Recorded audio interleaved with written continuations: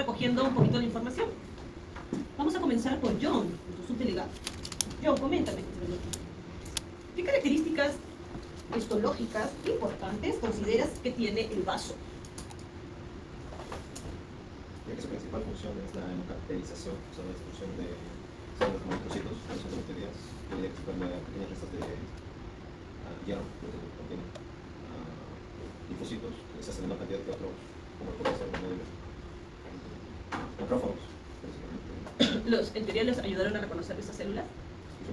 ¿En teoría los ayudaron a reconocer lo que estás mencionando, linfocitos, macrófagos?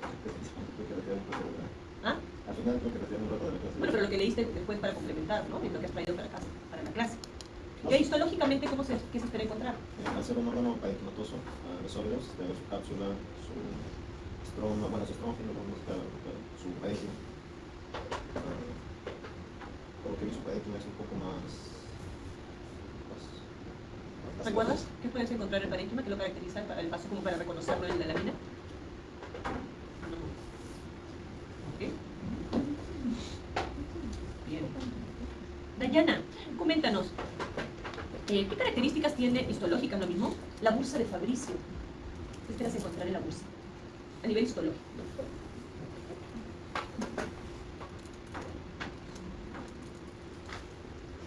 ¿Qué recuerdas? ¿Qué tipo de órgano es, por ejemplo? ¿Qué hablaron de la bursa?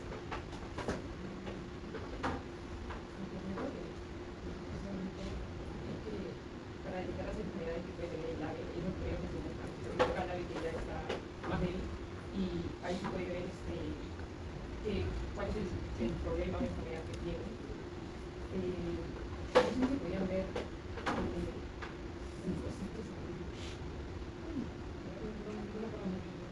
¿Recuerdas qué tipo de órgano es la bursa?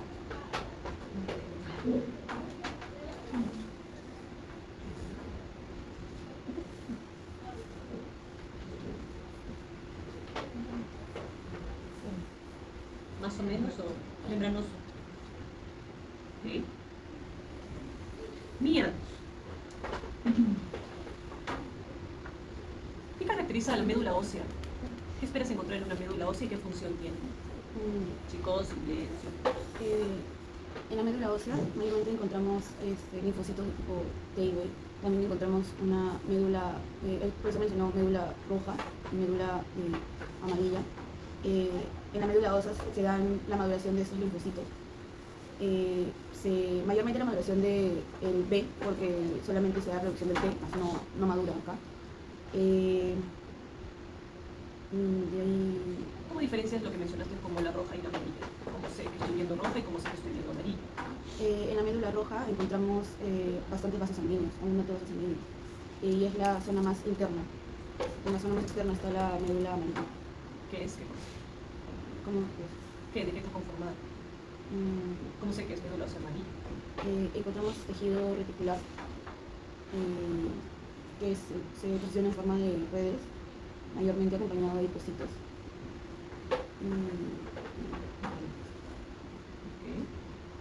Gabriela, coméntanos sobre qué función tiene el timo. Otra pregunta sobre él, estructuralmente o a nivel del histológico, ¿qué esperas encontrar en un timo? ¿Qué te llamaría la atención para poder reconocerlo ahora en el microscopio? Lóbulos, lóbulos y lobulillos. ¿Algo más? ¿Cómo sabes que estás viendo un lobulillo? Por la forma y que tiene esta con estroma. ¿Y qué hay en esos lóbulos o lobulillos que mencionas?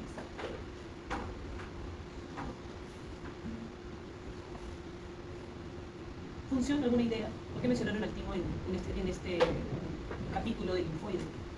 ¿Por qué se menciona el timo? No lo tocaron, no sé, en el intestino o en el endocrino. ¿Por qué linfoide? Posiblemente tenga como algo que ver, ¿cierto?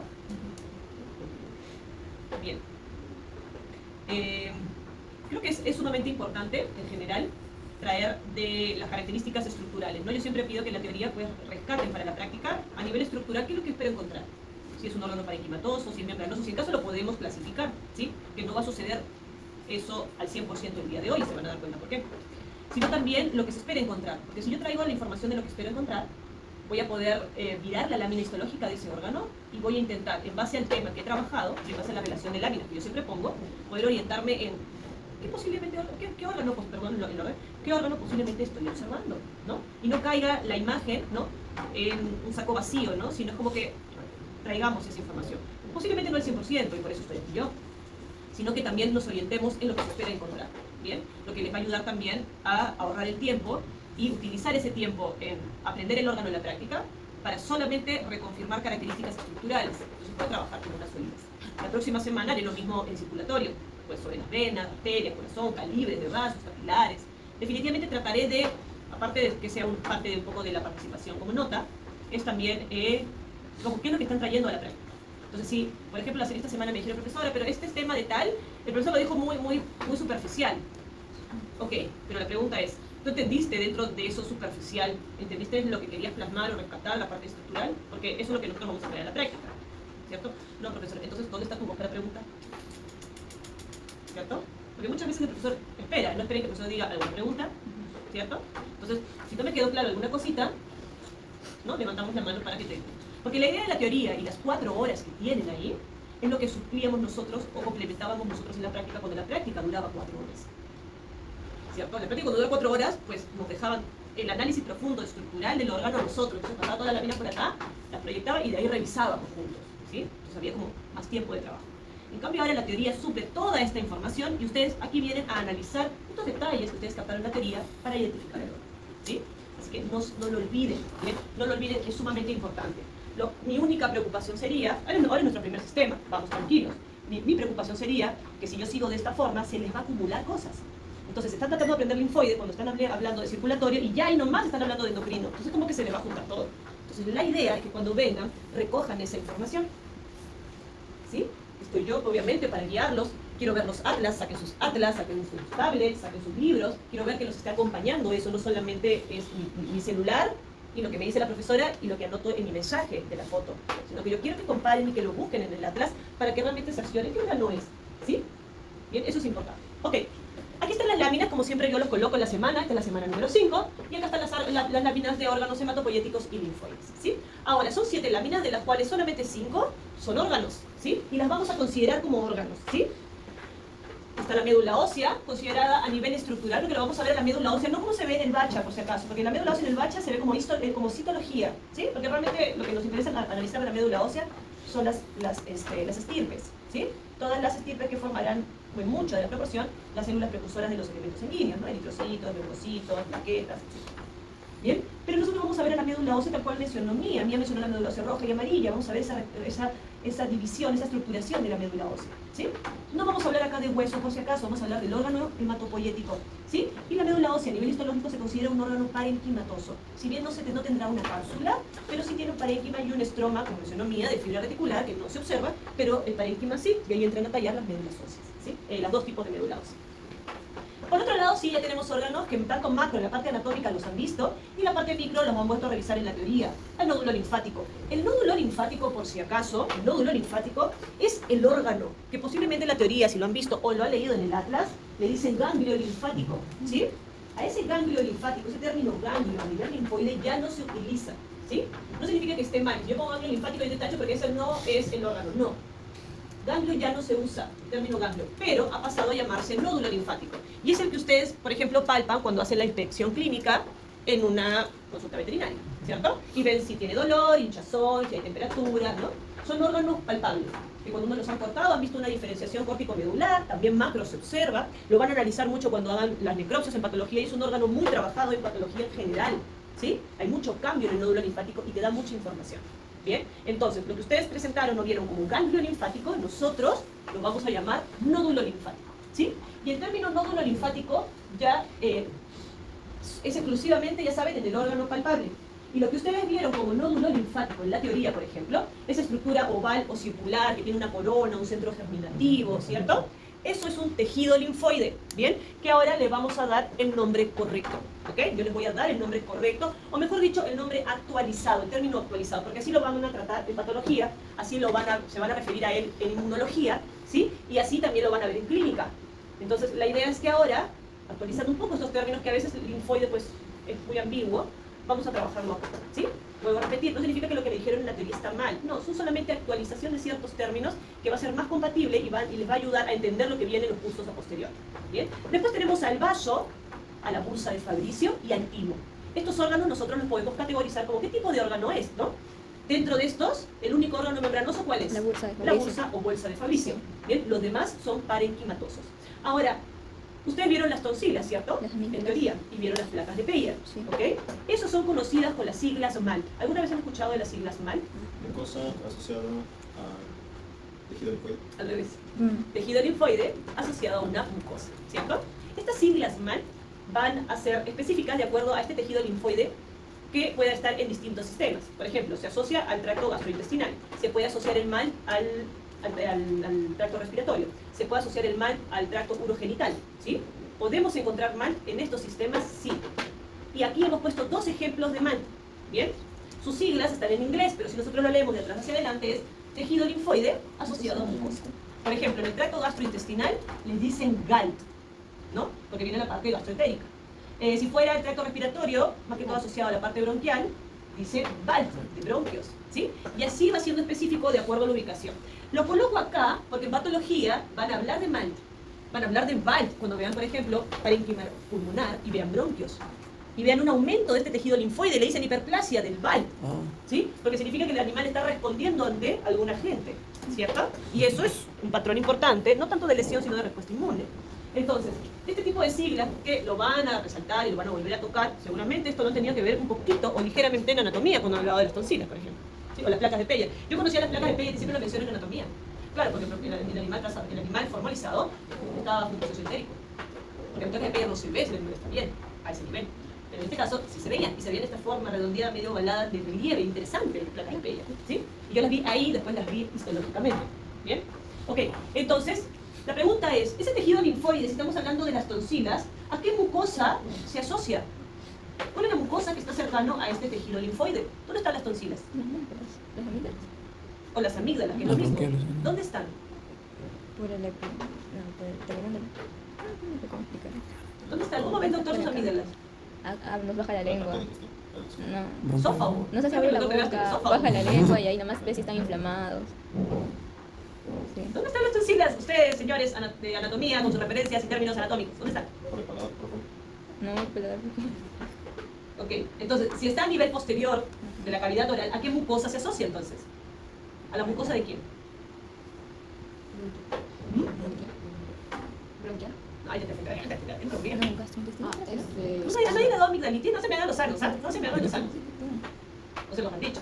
¿Nunca les han inflamado la garganta y les gustan las amígdalas? Lo que tienen, antes las sacaban, antes las retiraban, cuando eran muy recurrentes. Ahora se han dado cuenta que por más recurrente que sean los procesos de amigdalitis, no se deben sacar, porque es la primera línea de defensa a nivel de la parte digestiva y respiratoria, ¿cierto? Antes las sacaban como se sacaban las adenoides. Ahora las adenoides, también es un tejido linfoide asociado a la mucosa nasal, te las mantienen, a menos que genere una hipertrofia que ya ocupe o bloquee el pasaje de aire. Si no, te las mantienen. Cuando hacer todo lo posible para mantener este tejido linfoide, porque es importante, ¿sí? Esta mucosa, estas tonsilas, este tejido linfoide asociado a la mucosa oral, con la ubicación. La pregunta es, profesora, usted la semana pasada habló de mucosa, ¿y yo qué dije sobre la mucosa? A ver, ¿quién recuerda? ¿Qué dije sobre la mucosa? Que tenía el epitelio, la lámina propia y muscular de la... Ok, que era una membrana de un órgano De un órgano membranoso. membranoso, ¿cierto? Y que tenía un epitelio, una lámina propia y en algunos casos hasta una muscular de la mucosa, ¿sí? Pregunto, ¿la mucosa oral es un órgano membranoso? La cavidad oral es un órgano membranoso, como nosotros hemos visto órganos membranosos. Porque estamos usando el término mucosa, ojo, como región, como superficie, ¿cierto? ¿Será un órgano membranoso? ¿Tendrá una mucosa muscular, serosa? ¿Sí o no? Sí. ¿Sí? ¿Por qué? ¿Tiene todo eso? La respuesta es no, ¿sí? Pero profesora, ¿por qué le dicen mucosa? Y acá viene a entender algo también interesante, ¿sí? La mucosa, como región, que tiene unos ciertos componentes que nosotros ya hemos visto, ¿sí? Lo que tienen en común, adicional, si eso no es un órgano, se puede considerar un órgano membranoso, lo que tiene en común es que siempre va a mantener una humectación, ¿sí? Toda superficie que mantiene humectación, siempre el término apropiado es decir mucosa, ¿sí? Si yo jalo mi labio y toco la parte interior del labio, por ejemplo, voy a sentir humectación. La mucosa oral o bucal. Perfecto. si yo jalo la conjuntiva de mis ojos, del párpado inferior, y lo jalo y toco adentro la conjuntiva, ¿cómo voy a sentir? Húmedo. Húmedo. Mucosa conjuntival. Conjuntiva. Más drástica todavía, meto el dedo a mi nariz. También está húmedo. ¿Voy a sentir cierta humectación? Sí. ¿Cierto? No será la humectación de la mucosa oral, porque acá tenemos asociado las glándulas salivales, ¿cierto? Que están en constante secreción. La mucosa nasal, ¿sí? Entonces, claro, te diría, pálpate la mucosa intestinal, no vas a llegar jamás, ¿no? Pero va a mantener una humectación, ¿sí? Entonces, toda superficie que mantiene una humectación está relacionada a la mucosa. Por eso es que nosotros, a este tejido linfoide, lo vamos a asociar a esa mucosa. Por ende, para poder diagnosticar las tonsilas, ¿sí? Tenemos que ver la parte, en este caso, de esta mucosa oral. Y esta mucosa oral, ¿qué va a tener? El epitelio y una lámina propia. No tendrá muscular de la mucosa, pero siempre tendrá el epitelio y la lámina propia. Profesor, entonces en la mucosa nasal habrá un epitelio y una lámina propia, claro. Y en la mucosa conjuntival habrá un epitelio y una lámina propia, claro. ¿Sí? Entonces, no sé si es que se entiende, ¿sí? Sí. Por ejemplo, cuando hablamos digestivo, yo les voy a decir la lengua, que es un órgano, que no es un órgano parénquimatoso porque no se habla de parénquima, muscular. pero es un órgano muscular que está tapizado por una mucosa. Claro, porque si tú tocas la lengua, está húmeda. Entonces yo te voy a decir, en la región dorsal de la lengua, ¿cómo se observa la mucosa? ¿Cómo se observa la mucosa de la región ventral de la lengua? Comparemos, ¿cierto? Profesora, la ventral es lisa, la dorsal tiene ciertos relieves, posiblemente sean las papilas linguales, ¿no? Entonces, esto lo traemos nosotros en contexto de lo que estamos viendo. Vámonos a las placas de Peyer, ¿cierto? Las placas de Peyer es un tejido linfoide también, ¿sí? Y ahora vamos a ver, ¿sí? Ahora vamos a ver, y yo quiero que esto también como que se centre bien, ¿a qué nos referimos cuando hablamos de tejido linfoide? Porque esto es la clave para poder diagnosticar todo, bueno, en este caso no, pero todo lo que vamos a ver a continuación, ¿sí? Las placas de Peyer es un tejido linfoide asociado a la mucosa. ¿Y dónde se encuentran las placas de Peyer? En el intestino, ¿cierto? Porción parte del delgado y también en el grueso, ¿sí? En el intestino. Entonces, ¿a qué mucosa va a estar asociado ese tejido linfoide? Nuestro intestino. ¿Ah? No, claro, se dice GAL en ese caso. Pero muy aparte de eso, ¿a qué mucosa va a estar asociado? Intestinal. A la mucosa intestinal. Ahora, no vamos a ver a detalle el intestino. La mucosa intestinal es todo un tema y difiere de la mucosa intestinal gruesa y del delgado. Eso lo vamos a ver en digestivo. Pero lo que yo quiero que se entienda es que la mucosa que va a estar asociada a ese tejido linfoide es a la mucosa intestinal. Entonces, en este caso veremos cómo es ese tejido linfoide, ¿sí? Y, por ejemplo, si nosotros conocemos ya un órgano membranoso de forma general, podemos ver en qué capa de ese órgano membranoso puede estar ese tejido linfoide, ¿sí? Suele estar mucho en la submucosa del intestino, pero también puede proyectarse a la mucosa del intestino, ¿sí? No sé si hasta acá hay alguna pregunta. Profe, Dime. una consulta.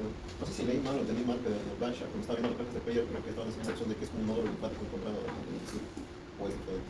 Lo que pasa es que el Bacha utiliza término anterior. Ah, A nódulo le dice a la estructura de oval y le dice ganglio del órgano. entonces ya pasó su. O sea, lo que ustedes lean como ganglio, díganle nódulo, y lo que vean como nódulo, ahora les voy a dar el término. Claro, pero entonces su estructura es diferente a la de Peyer. No es lo mismo. ¿Es lo mismo? Ahorita lo vamos a ver. Con diferente nombre. Ahorita lo vamos a entender. ¿Sí? Ok. Creo que Bacha es del 2016. ¿Verdad? Ha variado bastante. 2016 ha sido un tiempillo, ¿no?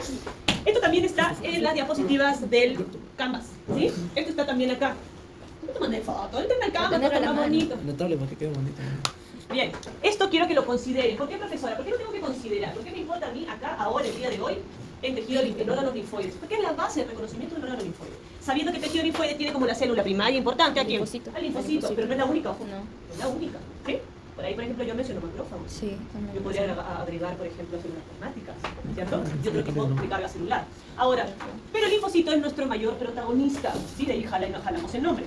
¿Cómo es el linfocito, profesora? Maduro, sabemos como el linfocito que es un mononuclear, Sí. que tiene un núcleo redondo, literal es una célula redonda, y cuando está maduro, el citoplasma es muy escaso, ¿sí? Casi no se ve, no es que no lo tenga, no se ve, ¿sí? Eso detalla mucho en el linfocito maduro. ¿Qué pasa con el linfocito inmaduro? En el linfocito inmaduro se mantiene una célula redonda, solo que el citoplasma es más amplio y el núcleo también se mantiene redondo, ¿sí? Esto hace que a veces cuando vemos un acúmulo de linfocitos maduros, la forma de presentación del tejido, ¿sí? Es distinta a cuando yo veo una agrupación de linfocitos inmaduros, ¿sí? En algunos casos, ojo, estos términos que les voy a dar es solamente para identificación visual, no es para describir, ¿sí? No es que yo voy a poner que se vea acá basófilo, acá se vea acidófilo, sabemos que coloraciones no van en contexto. Pero cuando esos linfocitos se agregan, esos linfocitos maduros se agrupan y están maduros, al ser basófilos y muy escaso citoplasma, se ve muy basófila la zona donde se encuentran. Pasa que cuando los linfocitos inmaduros se agrupan, la zona se ve más tenue, más acidófila, ¿sí? Vuelvo a repetir, esto es un patrón visual de identificación, ¿bien? Viniendo acá, ese tejido linfoide que ustedes van a intentar reconocer, o van a reconocer, no intentarlo, van a reconocer, se divide en dos grupos importantes. Al tejido linfoide difuso, ¿sí? y a los conocidísimos y antes llamados nódulos linfáticos. Actualmente se utiliza el término folículos linfoides. Lo que significa que si en el bacha ustedes leen nódulo linfático, van a pensar en quién. En folículo. En algunos textos también les dicen linfonodos. Linfonodos. Y te dice tejido linfático de manera, o tejido linfoide de manera oval o circular que alberga linfocitos y que tiene una colona o corteza o manto y un centro germinativo. ¿Cierto? Eso es lo que se asocia como folículo linfoide. Entonces el término folículo linfoide, chicos, desde ahora es el que se utiliza para este tipo de tejidos. Y lo van a utilizar también para patología, ¿sí? Y lo van a utilizar para inmunología, y lo van a utilizar para clínica, ¿sí? Y así sucesivamente. Ahora, el tejido linfoide difuso tiene dos subdivisiones. Una donde decimos tejido linfático difuso, y se conoce mucho a nivel bibliográfico como TLD, ¿sí? ¿Y qué te indica esto? Difuso te está diciendo que los linfocitos se encuentran de manera dispersas, ubicados en alguna zona de un órgano. Ejemplo, acá. Miren acá, ¿sí? Esto, por ejemplo, es una glándula que vamos a ver más adelante en un órgano X, y vamos a ver una agrupación de estas células redonditas en gran proporción, que están en una, dice LP porque dice lámina propia, estamos en un órgano membranoso X, no me importa ahora quién es, ¿sí? Y así se ve, linfocitos dispersos en un tejido conjuntivo. A esto yo le digo tejido linfático difuso. Cuando yo veo linfocitos en gran volumen dispersos, tejido linfático difuso, ¿sí? Profesora, ¿significa que en la lista anterior habrá órganos que presentan tejido linfático difuso en su conformación? Claro, tengo que saber quiénes lo tienen. Por otro lado tengo los cordones. Estos son ejemplos de cordones. Les doy un tip adicional. Hay un solo órgano linfático que tiene cordones. Uno solo, no tiene otro más, ¿sí? ¿Qué significa y qué se entiende como cordones? Cuando estos linfocitos, miren la cantidad de linfocitos que se están agrupando, miren acá, no copies, miren acá. Si todo lo que yo les estoy diciendo está en su lámina, todos estos linfocitos, ¿sí?, se agrupan y forman unas estructuras alargadas denominadas cordones, ¿sí? Y como está conformado por linfocitos, se le dice tejido linfoide, ¿sí? ¿Bien? Y es más, acá le dicen cordones medulares, ¿cierto? ¿Por qué? Porque en este órgano, que tiene una corteza y una médula, se encuentra en la médula del órgano. Cuando yo leo cordones medulares, porque es el único órgano que tiene cordones, sé que estamos hablando de un tejido linfoide, ¿sí? Bien. Y me voy al más común, al abanderado, al resaltante, folículo linfoide. Profesora, el folículo linfoide es la agregación de linfocitos que se delimita un poco y da esta formación de manera oval, circular, o intenta tener a veces media poligonal, pero se intenta tener esta estructuración oval, ¿cierto? En algunos casos, también me va a ayudar a identificarlo, estas dos zonas que podemos observar o representar dentro del folículo linfoide. Algunos le dicen manto, otros le dicen corona, o también le dicen corteza, ¿sí? Es donde se agregan todos los linfocitos maduros, ¿sí? Y por otro lado tengo una zona central o zona medular, muy conocido como centro germinativo, que están acá agregados los linfocitos inmaduros. Y ven ese contraste de coloración, lo da mucho el tipo de maduración que tiene la célula, en este caso el linfocito. ¿Bien? A este folículo linfoide lo van a ver un montón, ¿cierto? Entonces, lo que se va a hacer en las láminas a continuación, ¿bien? 1, vamos a identificar el órgano, hay que darle nombre al órgano. 2, clasificarlo. Y 3, vamos a reconocer qué tipo de tejido linfoide se encuentra en esos órganos. ¿Qué tipo de tejido linfoide son esos dos mal que acabamos de ver? ¿Sí? ¿De qué está conformada las tonsilas? ¿Qué tipo de tejido linfoide será? Eso, así vamos a centrar nosotros nuestro diagnóstico en los órganos. Ahora, comentarles que hay un órgano linfoide que no cumple con esta distribución, que tiene linfocitos, pero no tiene tejido linfático difuso, ni cordones, ni siquiera folículos, ¿sí? Y aquí entra a tallar el órgano que le pregunta, Fiorella. El timo. Porque el timo, y como mencionó Fiorella, tiene lobulillos. Y en esos lobulillos, llamados lobulillos tímicos, porque es del timo, ¿sí? En esos lobulillos tímicos es donde vamos a encontrar aquí, una profesora, a los linfocitos, ¿sí? Bien, y ahí no vamos a hablar de tejido linfático difuso, no. Tiene los lobulillos, y vamos a ver una distribución también muy particular de los linfocitos, ¿no? Donde se agregan en una zona los linfocitos maduros y en otra zona los linfocitos inmaduros, ¿sí? Los demás, excepción de la médula ósea también, que no es un órgano linfoide, sino es un órgano hematopoyético, vamos a ubicar qué tipo de tejido linfoide. Profesora, ¿puede haber más de un tejido linfoide en un órgano? Claro que sí. Es más, hay uno que tiene los tres. Ya me dirán ustedes cuáles. ¿Sí? ¿Preguntas o dudas? Profe, Dime.